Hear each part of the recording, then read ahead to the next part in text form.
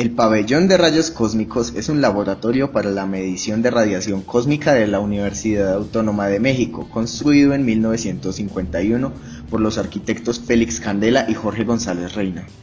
Félix Candela fue un arquitecto de origen español que es bien conocido por el uso de paraboloides hiperbólicos como solución estructural y formal en múltiples proyectos. Y por su parte, Jorge González Reina fue un arquitecto de origen mexicano que participó y dirigió varios otros proyectos en su vida profesional.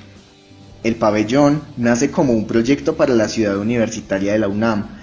El requisito fundamental de la construcción del mismo es que debe permitir el estudio de rayos cósmicos al interior del edificio, por lo que la cubierta de este debe ser de un grosor muy bajo para permitir la captación de los rayos.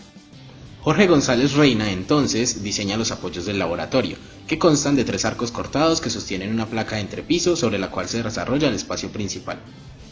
Para la solución encubierta, Reina propone una bóveda de cañón corrido, pero dados los requisitos funcionales de esta estructura, Candela se percata de que la propuesta de Reina no es adecuada, pues se necesitaba que la cubierta tuviese un peso no mayor a 40 kilogramos sobre metro cuadrado, y teniendo en cuenta que la magnitud promedio del peso del hormigón es de 2.400 kilogramos sobre metro cúbico, concluyó que el grosor de la cubierta no podría superar los 1.6 centímetros, pasando a ser inviable el diseño de una bóveda cilíndrica debido al grosor que su geometría exige para portarse, y por ende su peso excediría el límite pautado.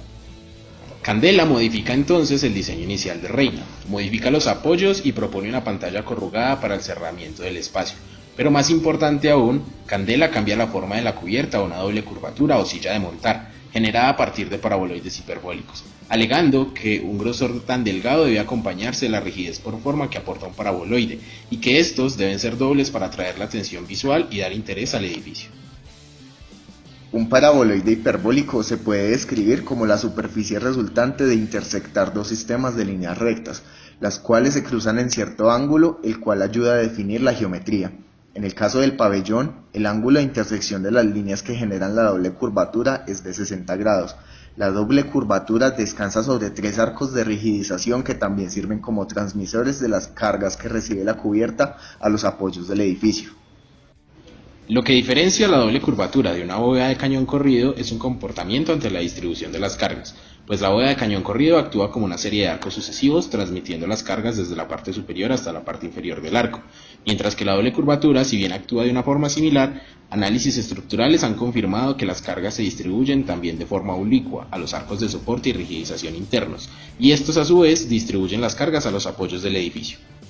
El análisis numérico de una estructura de un paraboloide hiperbólico puede ser bastante complejo, tanto así que Candela realmente no preparó ningún tipo de cálculo formal para sustentar el proyecto. Su experiencia y confianza le intuyeron el entendimiento de la forma y sus cualidades en la distribución de las cargas. Así, Candela estimó que el cascarón alcanzaría un grosor máximo de 6 centímetros logrado en su parte baja y unos casi despreciables 1.5 centímetros en su parte cenital.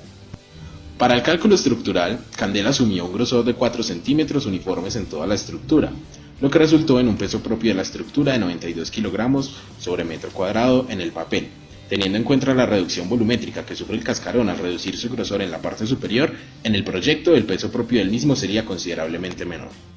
La resistencia de la estructura se puede obtener a partir de la suposición de que ésta está conformada de una sucesión de arcos, como lo hizo Candela, asumiendo que el único peso que la estructura debería soportar sería el peso propio. La fuerza de compresión resultante se podría estimar basada en el peso muerto de la estructura, que es 320 kilogramos sobre metro cuadrado, a razón de que el cascarón es de tan solo 1.5 centímetros de grosor en su parte alta. La fuerza a la que se somete es de aproximadamente 30 psi, lo que representa un valor mínimo si tenemos en cuenta que la resistencia a compresión del concreto promedio es de 2000 psi. Mientras que la resistencia a compresión no fue una preocupación en el proyecto, el poco grosor de la estructura presentó un posible riesgo de pandeo, pero Candela asumió este factor como si de un barril cilíndrico se tratase, haciendo los cálculos aproximados para el mismo, y así definiendo los últimos detalles del soporte estructural de la edificación. Más tarde, habiendo adquirido experiencia con este tipo de estructuras en su vida profesional, Candela afirmaría que los 3 arcos de rigidización interior que incluyen el pabellón podrían no haberse colocado, pues la forma de la cáscara en sí sería suficiente para autoportarse sin incrementar en gran medida los esfuerzos a tensión y compresión que sufre, pero que en ese momento, y dado el escaso grosor de la cubierta, decidió tomar la precaución de incluirlos. A nivel constructivo, la doble curvatura no solo facilita la distribución de las cargas, permite que el proceso constructivo no se vea entorpecido por la necesidad de crear formaletas con algún tipo de curvatura, sino que la superficie se puede generar por la correcta colocación de tablas rectas en un ángulo determinado que generan el encofrado del edificio.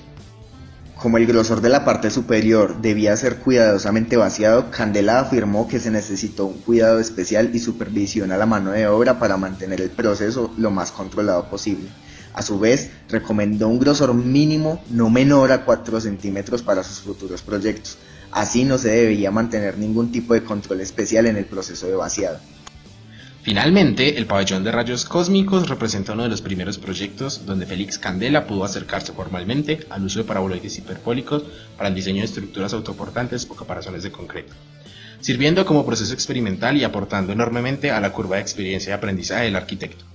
A día de hoy, el pabellón sigue en pie en la parte sur de la ciudad universitaria de la UNAM, y aunque se le ha modificado su apariencia, sobre todo en la parte interior, y se ha cambiado su uso, siendo el albergue del club de ajedrez y bodega de implementos deportivos, sigue siendo una obra arquitectónica digna de admirar, que oculta un proceso tecnológico y constructivo que representa una base sustancial, novedoso y magistral, que en su época se mostró como una nueva aproximación a la arquitectura mexicana, y catapultó a Félix Candela como el gran maestro de las cáscaras de hormigón.